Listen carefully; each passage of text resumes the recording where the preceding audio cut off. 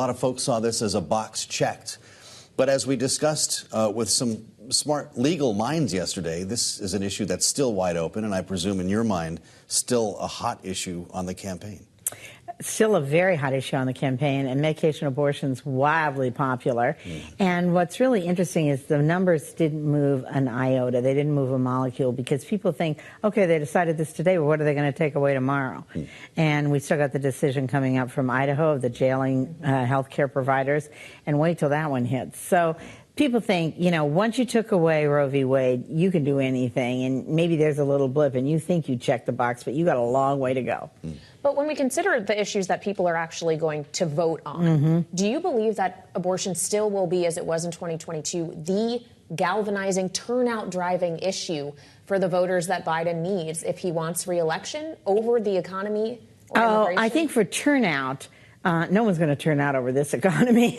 So I think for turnout, abortion is a big deal, particularly for younger women and for African-American women who think it's life and death, Latinas who love contraception even more and think that a contraception could be done away with. They're firm believers in that because that's what happened in Mexico and Central America. So, yeah, I think it's a big deal for turnout. I think when you ask most important problem, you know, it's down at 9%. When you ask what are you going to vote for, it's tied with the economy at 46%. I don't know where Hunter Biden falls on this list, but as we walk through the path of this week, that was a big moment. We spent the better part of 24 hours talking about this guilty verdict. Is this the media trying to overcompensate in struggle to not show a bias against Donald Trump, or is this something that matters politically? No, I think it's the media overstriving, and I think this is just a personal family issue, and frankly, there are an awful lot of families in America, as Dr. Biden and President Biden have said, that have struggled with substance abuse in their families. And I think everybody just feels like there's nothing but sadness here. Do you think, though, net, that this is something that will actually potentially improve opinion of the president, because it is just an American family? You're seeing perhaps a more sympathetic side. I had people responding to Biden's statement that I posted on Twitter saying, as a former addict, I respect this statement. I may be a conservative, but I respect what he's doing as a father. Does it actually have the reverse effect as to what everybody might have thought a conviction for Hunter Biden might be? I think what has the reverse effect is the stark contrast with Donald Trump saying, I'm going after the judge, I'm going after the jurors, I'm going after immunity for the rest of my life and beyond in the Supreme Court, and Joe Biden saying, no, the judicial process has spoken, I'm not pardoning my son. That's just such an ultimate contrast in character and leadership. Well, speaking of which, fast forward a day and Donald Trump cannonballs into the pool here in Washington with quite the return, his first time on Capitol Hill since January 6th. What did you make of the optics there? Mitch McConnell reaching across the table to shake his hand, the endless standing ovations when he walked into a room. He's obviously got the support of Republicans in Washington. Well, what he's proven is that the MAGA Republican Party has taken over the Republican Party. And we've actually tested this. People are stunned that the Republicans have spoken. And you've got people running for, you know, attorney general in remote states or, you know, treasurer who are commenting on the Trump verdict. And people think, who even asked your opinion on the Trump verdict? Who's stunned? How are they stunned?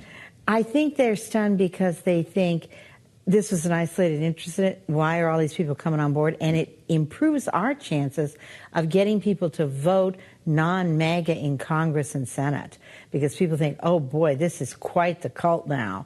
And we want to even if we're going to vote for Trump, we want to balance that vote. So it helps us tie everything together. I think it's good for us. And it's just mystifying for me to see a party taken over. I was born and raised Republican, not this kind of Republican. Wow.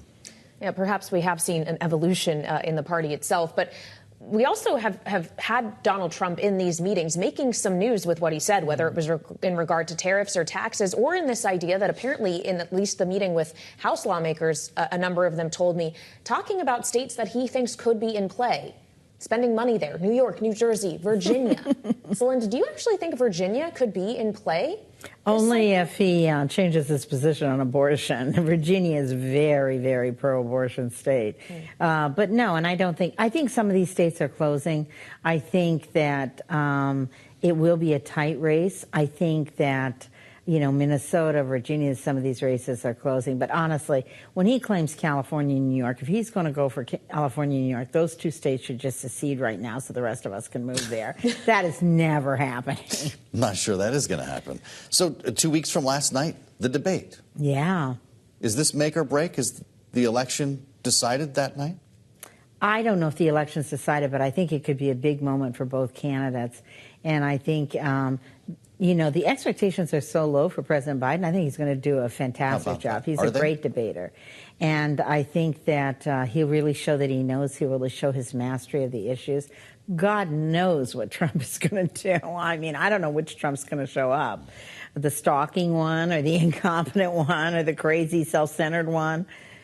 So it'll be interesting. You say it's an opportunity for Biden to show the mastery of his issues, but I wonder to what extent this is actually not at all about the issues and about performance. And Joe Biden showing he can do this at 81. Knowing that today is Donald Trump's 78th birthday. They're only 3 years apart. Joe Biden cannot shake the age issue to the extent that Donald Trump seems to have. Do you have an explanation as to why? I think age is just a way that people express strength versus weakness, effectiveness versus ineffectiveness, the fact that we can't break through on our accomplishments. I think it's a bigger metaphor. I think also people don't like seeing Trump. His most effective ads are actually when he's not talking and not in them. And so I think that that's one of the things of the debate. People will get to see Donald Trump again, and they're going to go, oh my gosh, I had no idea he looked this old and he's this stooped and he's this crazy. Well, that's saying a lot there. The bar, you say, is low for Joe Biden. But to prove people that there's not an age issue here, he could be overcompensating, right? Does he do a triple gainer when he comes out? It's like one-arm push-ups. What does he do other than, I guess, what we saw at the State of the Union to make that case? Yeah, I think he just does State of the Union, too. Yeah. I don't think he could do anything better. It'll energize Democrats. People really liked the State of the Union, thought he looked very competent. And I think that I would like to see, I think the debate is a major time to show steady leadership, knowledgeable leadership versus chaos and narcissism. And that is an axis I'd like to run on.